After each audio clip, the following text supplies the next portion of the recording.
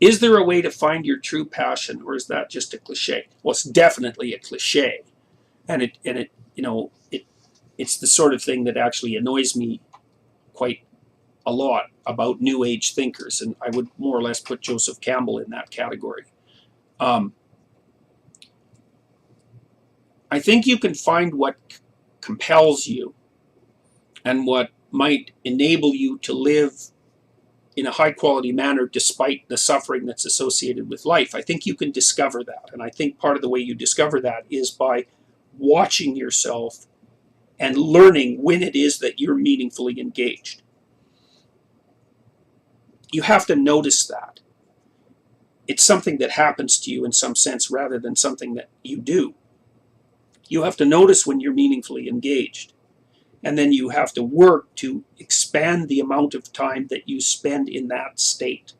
But I would also say that there are moral requirements that go along with that too, because you might say, well, what if you happen to be the sort of person, for example, who finds torturing small animals meaningfully engaging?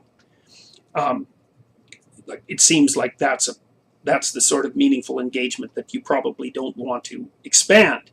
So I would say that if you're going to set up your life so that you maximize your meaningful engagement, there's a number of other things that you have to do at the same time.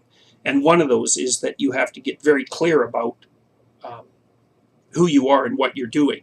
And so, although this would be grounds for a much longer discussion, I think that one of the things that you have to do if you're going to attempt to maximize meaningful engagement is that you also have to do such things as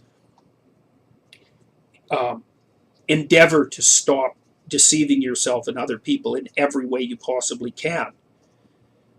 And part of the reason for that is that if you engage in deception of any sort, you pathologize the structure, well, first the structure of your being, but you could say you pathologize the structure of your nervous system, and then you can't trust its reports.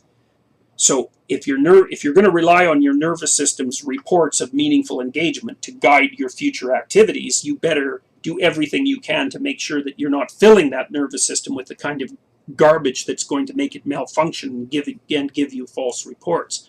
So I think that moving towards meaningful engagement has to be associated with making truth your highest value, because otherwise you can't trust yourself as your own guide. I mean, the Catholics have struggled with this for a long time from a theological perspective, because the Catholic position, roughly speaking, is that human beings are so steeped in sin that they can't trust their own instincts in relationship to good and evil, and have to use the church and the priesthood as an intermediary. And, you can obviously have an argument about that, and of course Protestants have historically done that, but you got to give the Catholics their due. It's like people aren't pure by nature and only trammeled in their vision by sociological impediments. They're also corrupt beyond belief individually and have to use society as a source of value. So if you're going to personalize your life in some sense, you better act in a manner that makes you a reliable guide.